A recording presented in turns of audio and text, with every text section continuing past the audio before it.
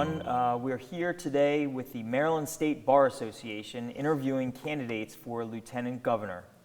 My name is Bobby Zirkin. I'm a former state senator from Baltimore County, and I'm honored to be here on behalf of MSBA as we continue to connect with candidates for both Lieutenant Governor and Governor.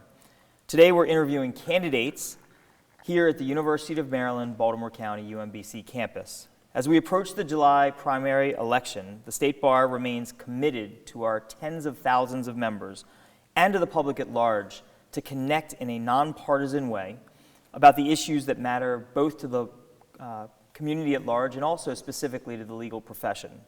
MSBA has appreciated a great relationship with the executive branch over the years, and we look forward to continuing that important relationship. Please visit our website at msba.org/connect with the candidates to view all of our candidate conversations. I'm honored to be here today with Christiana Logansmith, Lieutenant Governor candidate on the Libertarian Party. Welcome to the MSBA's interviews, and thank you for being here. I'm thrilled to be here, and it's quite an honor to have the opportunity to talk to you about why I'm running and why David Lasher and I think the Libertarian Party is a smart choice for Marylanders this fall. All right, well, let's get right into that. Why are you running, and why is your ticket the one that Marylanders should consider voting for? So I'm running on the Libertarian ticket for Lieutenant Governor because I think that both parties have lost connection to some of the key ideals that make our country such a great place and such a unique place, including individual inalienable rights and the concept that government should be limited and decisions should be made as close to the community as possible. When I've been all over the state talking to people from very diverse backgrounds, industries, and I mention these concerns and some of the experiences I've had, I hear back, yes, I feel disenfranchised, neither party speaks for me. From what you're saying, I'm leaning libertarian too, and I'm frustrated and I want to change. Okay, well, why don't we take one step back and just talk about yourself. For those who may not know you, this is your first run for elected office. Yes. Tell us a little bit about your background. So I grew up outside of Philadelphia. I attended college on a Navy ROTC scholarship. And then while I was at college in that program, I met my husband. We just celebrated our 35th wedding anniversary. I served in Japan, mostly finished up my 4 years in Maryland, which I thought was just the most awesome state. And we then, not wanting to commute off into different directions, opened a commercial cleaning business with a ServiceMaster franchise. As a small business person, of course I was Republican, but I started to lose confidence in them when the local party chairman said after 2001, 9/11, safety is the most important thing. And I'm like, ooh, what about liberty? No, safety's good, but it's not everything. And that unease has sort of grown over time, and with the nomination of Trump, that was sort of it. And the Democrats also want to tell people how to live their life. We've had the whole gerrymandering thing. So as a business owner, and particularly in my business, I see behind the scenes in a lot of industries, in the medical field, in manufacturing, in schools, what people have to go through to try to make a living, take care of their people. Okay. And that's kind of given me a unique insight. And then I also have a son. He's now 25 and a public school teacher. And it's just when David came and said, will you be my running mate? I felt I had to. You can't just talk. You have to stand up and do your part. All right. Well, let me ask you this. Let me start with just kind of a general question, but I hope you'll provide some specifics. What are the top 3, let's say, 2, 3, 4, whatever, priorities that you and David Lasher would have for your administration, with some specificity? All right. So I think number 1 is school choice. We want parents, particularly parents who in areas where the schools are failing them. There are an awful lot of neighborhoods in Baltimore where if you don't have an education, it's hard to get off the ground. and those neighborhood schools are failing those kids. So we would look at changing the regulations to make it easier for charter schools to be established, maybe expanding the voucher program. And then one sort of easy thing to do that was suggested by a public school teacher, I don't think Zoom school was a great thing in general, but creating a virtual Zoom option, I think would be a fairly easy thing for us to do. That would create at least one alternative that could be helpful for certain kids at certain times, whether it's a medical situation, some sort of personal or family crisis. Okay, so school choice. School choice, number one, sorry. It's all right. There's so much, there's so much we could do. Number two, to bring down the violence, we need to end the war on drugs. We need to move to decriminalization. And when we're talking about things, it's evolution, not revolution. So it is a process. And we would have to start looking at the very complicated ways we could move to end the black market in opioids and alkaloids, which has caused so much death, devastation, and destruction in the cities. So the decriminalization or the legalization of all drugs? So once again, I am not a lawyer, so I guess you would say the black market needs to go away.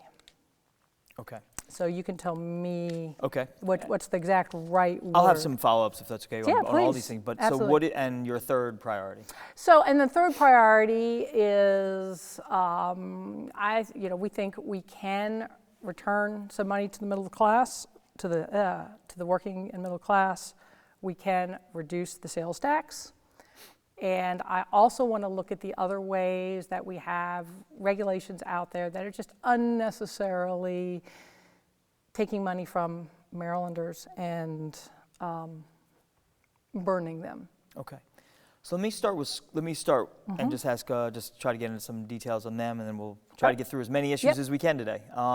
First of all, on school choice. So I've often wondered if everybody has the opportunity to choose the school. Let's say everybody wants to go to Gilman, or everybody wants to go to, ABC Public School. I mean, obviously, everybody can't go to those schools. Right. So, because otherwise you'd have, 100,000 kids in one school, which obviously.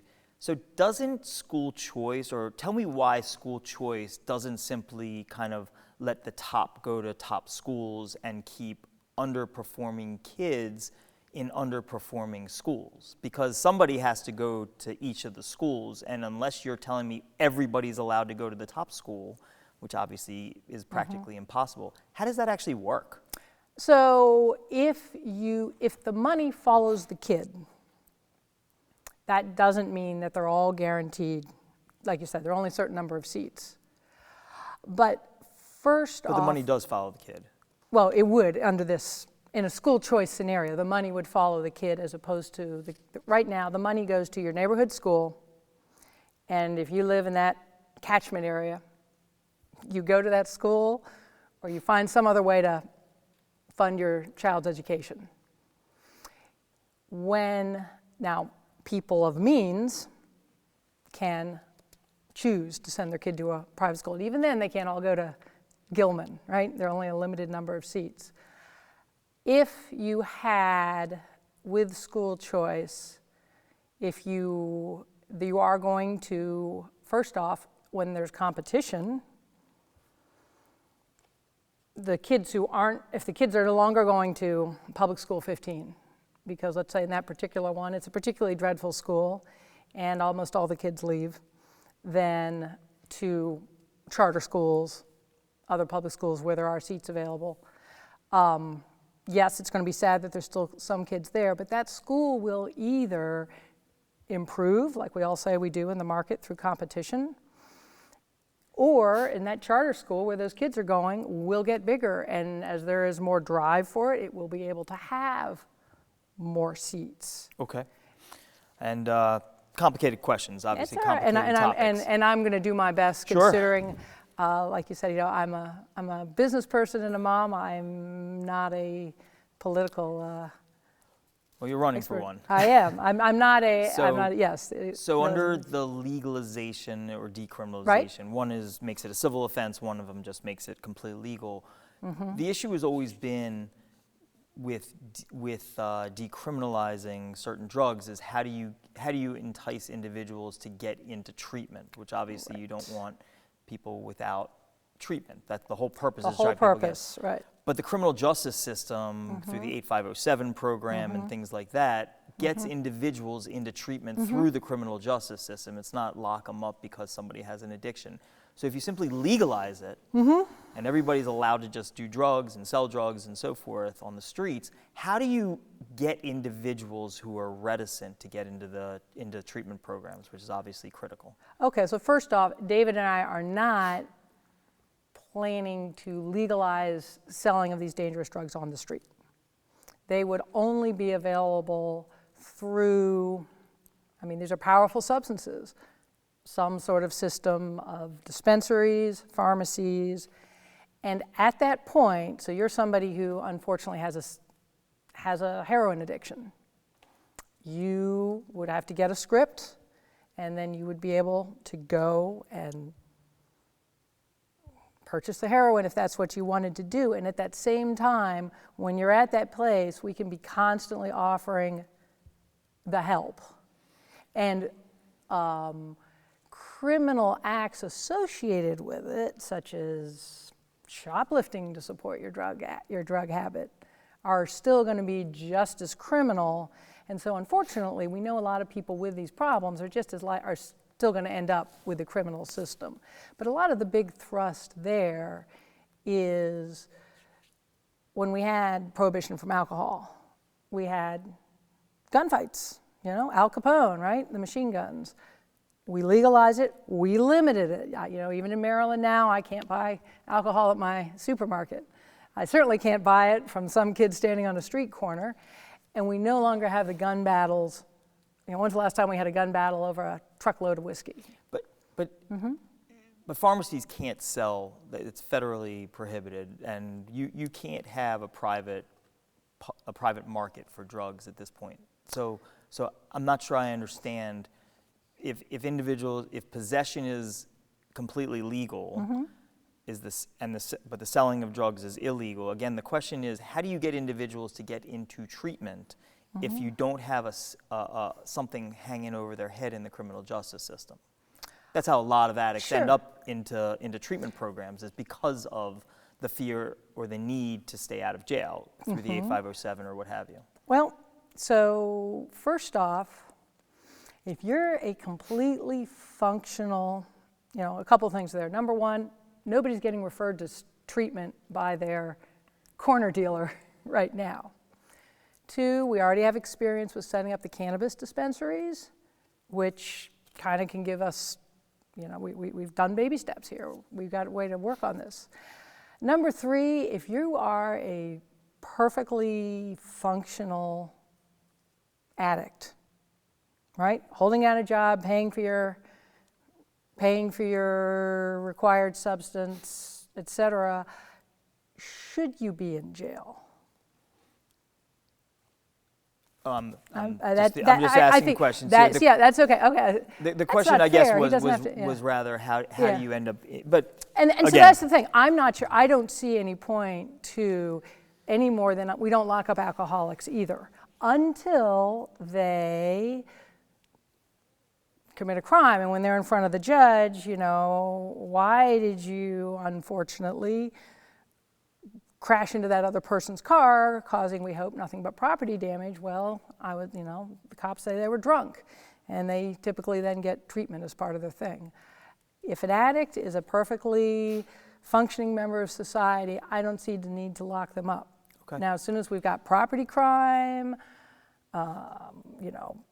parents abusing their children, high driving causing problems, they're going to be in front of the judge, and we'll have a lot more focus on that when we're not chasing the person who's a high-functioning member of society who unfortunately has this terrible problem. Gotcha. All right, let's move to another issue, and that's gun violence. Okay. And I want to talk about that as as a general question first, obviously we've seen some horrific school shootings, and in our state we have, certainly a city that has one of the highest murder rates in the country. Let me just give you an open-ended question. What is your administration, should you be elected, do on the issue of gun violence specifically? So, number one, with gun violence, this is where our moving the drug markets out of the neighborhood has a big component to that. On the other end of the drug violence, we've got a couple different kinds of drug violence, gun violence. The horrible thing is, I think well over half of our deaths here in Maryland from guns were suicide, accidents, and then you add on to it some of this, just the people behaving unthinkingly.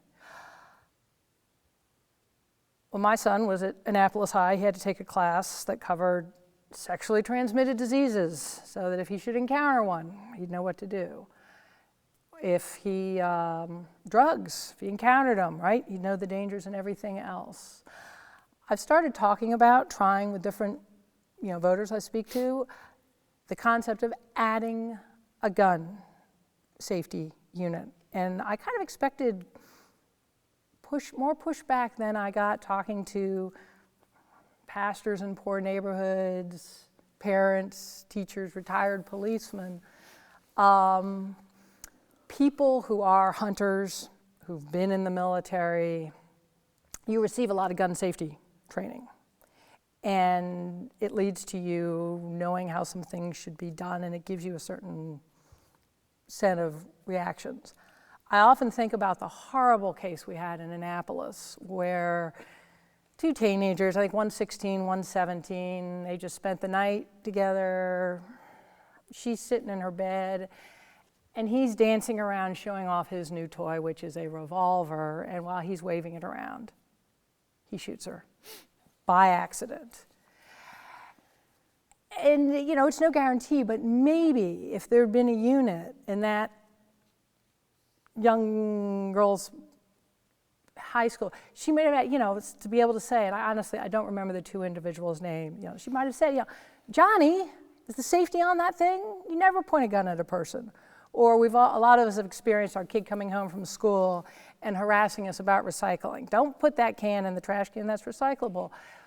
If we had some of that information, Dad, you shouldn't have that loaded firearm in your nightstand. Little Sally could get her hands on it. Let me ask you this, though. Mm-hmm.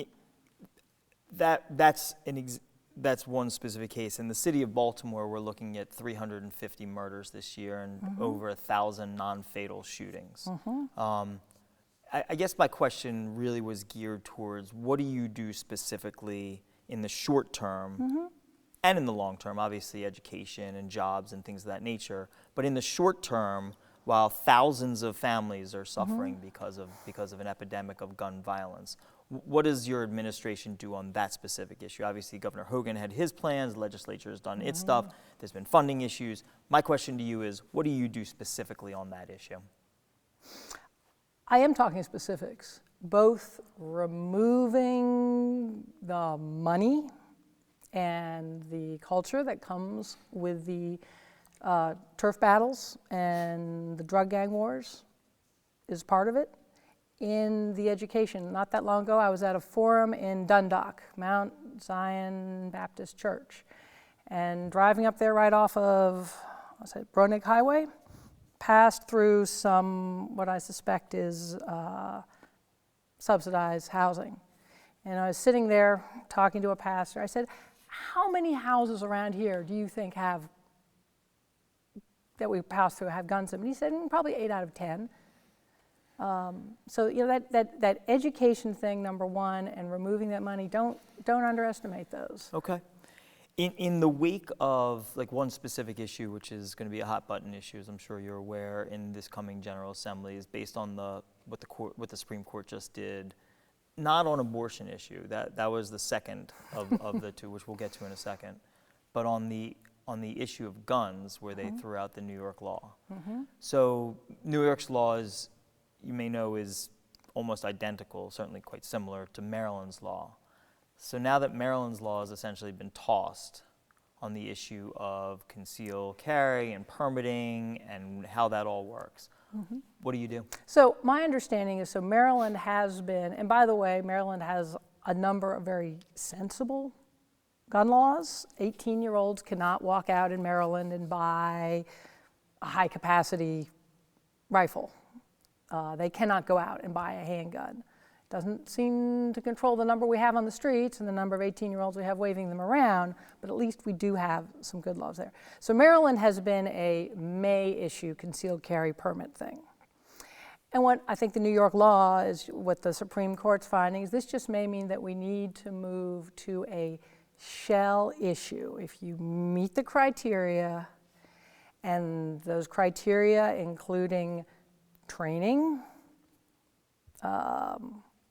background checks, understanding, having to buy a gun lock, a lot of those things, those are all good things. But I don't, interestingly enough, I just don't think moving from a may carry, which is what we have now, which is a little bit capricious. I've heard from some people, it's almost impossible to get one, from others that, oh yeah, you're a business owner, you'd have no problem, to something that if you meet these criteria and the criteria cover the things we think are important.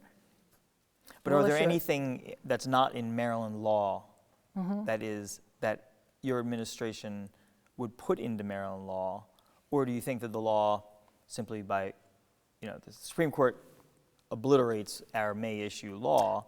Is there anything that your administration would do differently than what Maryland does right now? I have to say that yes, with this having just happened, we have to change from being, it looks like, from being a may issue to a shall issue, and making sure those shall issue criteria were sensible. I must be asking this question poorly. What criteria would you change, if any? Because that's going to be the crux of the legislative issue. What criteria for obtaining a gun? The state can't do anything about what the Supreme Court did. My question is, would you change anything about what Maryland law does, or are we fine where we are? I think that our legal laws have plenty of protections. I think that in Maryland, the problem is not legal guns, it's illegal guns, and it's also then poor, shall we say, gun stewardship. I wish I could, wave a magic wand and make all the violence go away, but there is no more, we don't need to pass another law. We need to make sure, I'm all for having the appropriate agency do the checks. Are our gun dealers running appropriate background checks? Do we have problems with straw purchasers? Things like that. But I think some of this, we need something bad happened in Texas, we need another law, or that we're going to solve Baltimore's illegal gun problem by passing another gun law. I really think, and the example of Prohibition and Al Capone, that's plus providing the education that a lot of our young people don't have, even though it's very sad, but they're going to encounter guns. Gotcha. Is the most practical thing we can do. We're running short on time. I want to get to a bunch of issues, so let's kind of go quickly through some big ones. Abortion. The Supreme Court just tossed out Roe v. Wade, as I'm sure everybody knows. Maryland has enshrined already under the law a right to choose. And so I guess the question that I have, there are a lot of different issues that are going to pop up in Maryland. Your thoughts about what the Supreme Court did, about what Maryland has done to this point, and about what Maryland should or should not do moving forward. Okay. I am very glad I live in Maryland. I think our laws are excellent, and I applaud the moves the legislature made this last session to expand the number of practitioners and things like that. I happen to feel strongly about a woman's right to choose. I also understand people who have a very hard time, who thinks abortion is a terrible act and really, really wish it should never happen. And I have to say, I will, as Lieutenant Governor, of course, Lieutenant Governor only has the powers, but David Lasher will also stand by their ability to protest, to try to dissuade, to run programs offering women other options. But I think that Maryland leaving it up to the women to the extent we do, and the recent options we've taken to help ensure that access, even if we have increased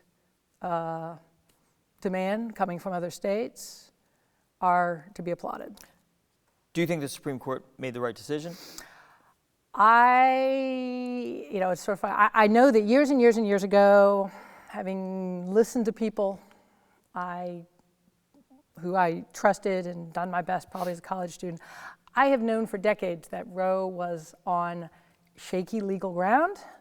I have felt like the pro-choice side, they were protected. Awful lot of silent voices out there because they could focus on other things because Roe protected us. Unfortunately, I've known this day would come, and this is, remember I talked about the Libertarians to government decisions being made closer to the community. So, this is our community, and to my sisters, cousins, women who live in other states, you got to get up and fight it, and I'll help you how I can. Sorry to ask the question again. My question was, do you think that they got it right? Because the libertarian position is about limited government. And so my question to you is, do I think the judges, not having been to law, yes, I think that the judges, I can't choose to have conservative, not in the terms of socially conservative, but in the terms of textual, reading the law, not looking to expand the meaning of words. I can't choose to have ones that are both conservative on issues that I like, and then expansive in finding the reading of the text as ones I don't like. So therefore I choose that, and my understanding is that it is the legally sound decision, and now all of us in our communities, all the women who feel this is not a place where the state has a choice, who don't want to go to the emergency room having a spontaneous miscarriage and worry about being accused of murder, we now all have to do our part. Democracy, it's not, in a republic, it's not magic. It takes effort.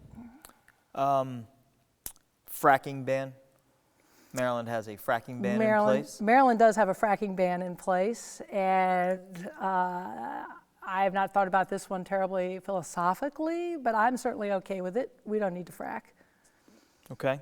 And the last issue that we have time for today is one that is sure to come in the General Assembly this year. In Baltimore County, it looks like there's going to be an upwards of 300 police officers short. Vacancies all across the state of Maryland. And so I guess the question is, specifically, what do you do about that? Because there may be as many as thousands of vacancies in the police departments across the state of Maryland. So what does the Lasher administration do about this looming crisis? It's a terrible situation we're in.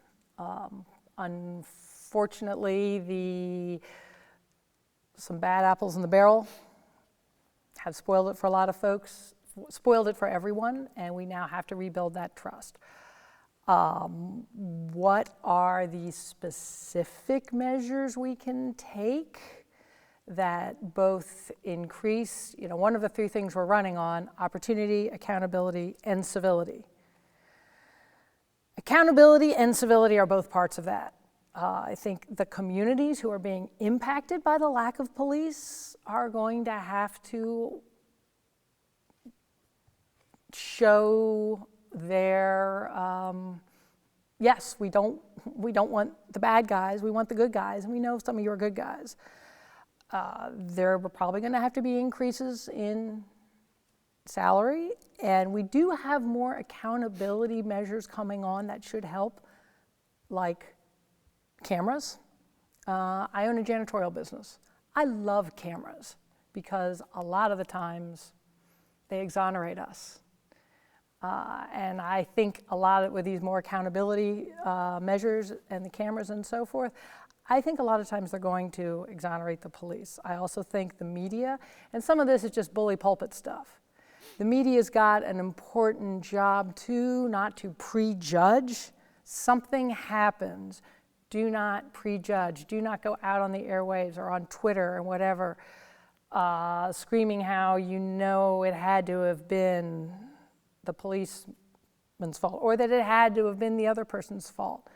Let's get the facts. Let's remember that we're all neighbors and we wouldn't want to be prejudged. And it's a tough situation. All right. So we've come to the end, but I want to just ask one final question. Important. Obviously, this has been an interesting discussion of just a few of the issues that are before the Maryland General Assembly and before the state this year. I guess my question is, this is the State Bar Association's interview, and it's a general question, but if you've given any thought to how can the tens of thousands of professionals, legal professionals across the state, continue to assist, enhance their assistance with governmental functions, be it with the executive branch or legislative branch of governments? So first off, the lawyers that are part of our Maryland government bureaucracy are key players in helping the administration and the legislature craft laws that will be effective and regulations. We count on you to not merely keep us out in trouble, but help us do something smart. We've all seen unintended consequences. For the lawyers who aren't part of the government, I've been in countries where we didn't have the rule of law. The rule of law is such a precious thing. And unfortunately, once again, I think with the 24-hour news cycle, the media, the social media hype, some of our citizens have kind of lost understanding of what that is and how important it is and how our system is supposed to work. Lawyers are experts in that. So all of you, I would ask you to go out, talk about it to your kids, consider in your organizations, even if you've been to law school but you aren't working as a lawyer. My son's high school, there were several lawyers who volunteered and ran a debate team. And it was a fantastic additional exposure to kids. You know, everybody deserves a good defense. Even if they're a terrible person, they deserve, that's the way our system is. And that holding up the rule of law, the spirit of the law, we really need lawyers to be on the forefront in our community in modeling that. All right. Well, thank you so much for being here with us today, and appreciate your time. And we look forward to hearing more from the Lashar ticket on the Libertarian, from the Libertarian Party. Thank you for being with us this afternoon. And on behalf of the Maryland State Bar Association, it was great to have you here. It was my pleasure. Thank you so much for including us. Sure, of course.